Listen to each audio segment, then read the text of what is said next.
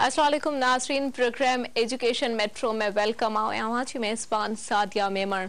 नाज़रीन, जिए तालीम इंसान जी टी अख है, तालीम का सिवाय का कौम तरक्की नथी करे सके, अड़ी तरीके से तालीम का सिवाय का माशरो तरक्की नथो करे सके। इन सां गॾु हलूं था अॼु जी रिपोर्ट उन तरफ़। शहदाद कोट में जदीद दौर में भी शागिर्दन लाए आसमान छित जमीन बेंच ऐं भितियूं बोर्ड बणियल। नाज़रीन, अॼु जे जदीद दौर में भी केतरा ही अड़ा स्कूल आहिनि जिते ॿारड़ा पट ते वही तालीम हासिल कनि था। मीर नादिर खान मक्सी जे तक मीरो खान में भी अड़ी सूरत हाल आहे। ॾिसो था ज़मीर खाल जी ही रिपोर्ट।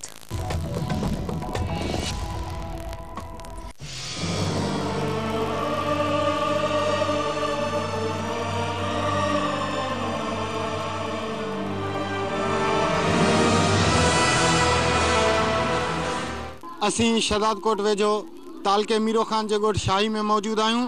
ही तारीख़ी गोठ है। ही गोठ शाही जो प्राइमरी वाहिद स्कूल है जो ज़बून हाल है। ही जेके कंप्यूटराइज दौर है, हिन दौर में भी जेके हिन गोठ जा जेके ॿारड़ा आहिनि उहे पट ते तालीम पिराए रहिया आहिनि। अवां ॾिसी रहिया आहियो त जेका हीअ इमारत है शाही गोठ जे स्कूल जी, ही वाहिद स्कूल है, पर इन जी जेका इमारत है वह सफ़ा ख़त्म है, ज़बून हाल है।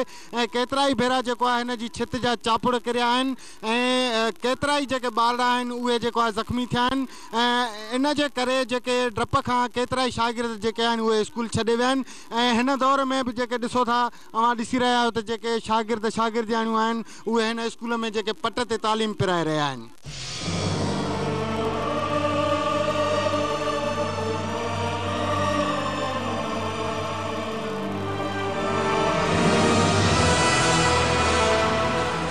मीरो खान तालके जे गोठ शाही जो जेको ही प्राइमरी स्कूल है, उन्हनि में न का पानी की सहूलत है, न का बाथरूम की सहूलत है। ही बाथरूम जो जेको आहे तव्हां हाल ॾिसो था, हीअ हालत है।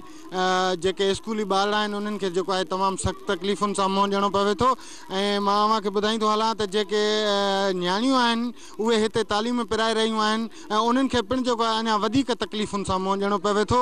ऐं हिन स्कूल खे चौधीवारी न हुअण सबबु जेको गोठ जो जेको माल आहे उहो वक़्तनि ब वक़्तनि जेको आहे स्कूल अंदरि जेको आहे काहे पवे थो।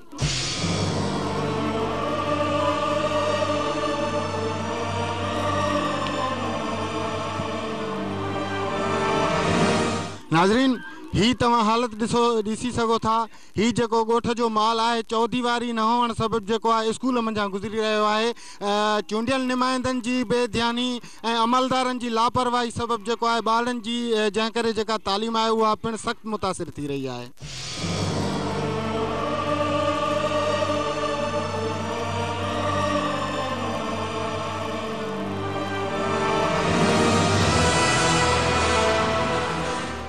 हिन स्कूल में 100 खां वधीक ॿार आहिनि जिते फर्नीचर जी त खोट आहे पर उते जेको आहे अमलो बि न आहे। ऐं हिकु उस्ताद आहे जेको 100 खां वधीक जेके शागिर्द आहिनि उन्हनि खे तालीम ॾेई रहियो आहे। असां इन सिलसिले में स्कूल में मौजूदु जेको उस्ताद आहे उनखां पुछंदासीं त स्कूल सां लाॻापियल मसइला कहिड़ा आहिनि। स्कूल में तमामु घणा मसइला आहिनि। हिते पहिरीं ॻाल्हि त अमले खोट आहे, न को पटियालो आहे, न चौकीदार वग़ैरह कुझु बि कोन्हे को। इन सां अलावा हिते मां सिर्फ़ु अकेलो ई उस्ताद आहियां, जॾहिं खां अपॉइंटमेंट थियो आहे सिर्फ़ु अकेलो ई आहियां।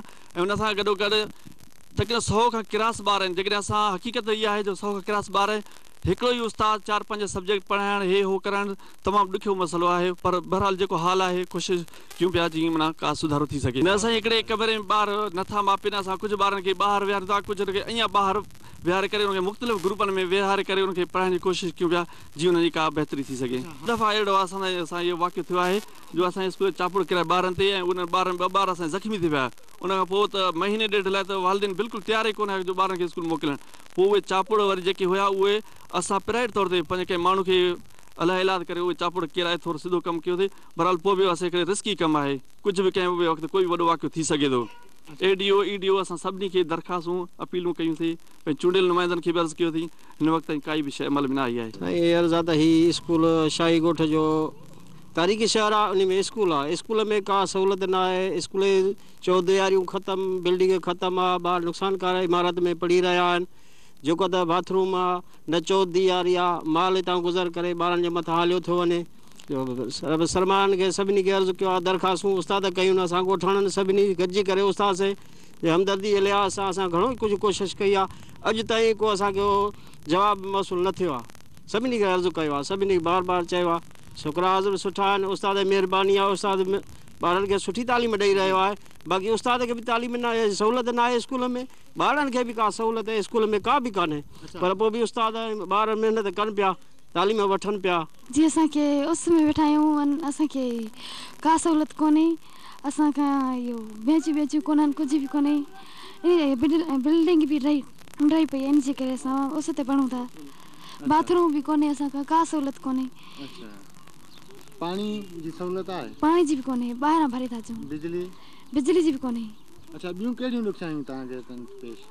ॿियूं ॾुखियाइयूं त बेंचूं भी कोन्हनि, पखा, ये बिजली भी कोने। तकलीफ़ थिए थी, हे घणा ॿार आहिनि, उस्ताद जेको तव्हांखे पढ़ाए थो देरि थी हूंदी हुननि तव्हां? जी असांखे थिए थी। असांखे बाथरूम कोने, पानी कोने, कुझु सहूलियतूं असांखे न आहिनि। अच्छा, तव्हां हिते ॿाहिरि छो था पढ़ो? ओ बिल्डिंग ढहियल पई आहे, इन जे करे? हा। बेंचूं आहिनि हिते? बेंचूं कोन्हनि।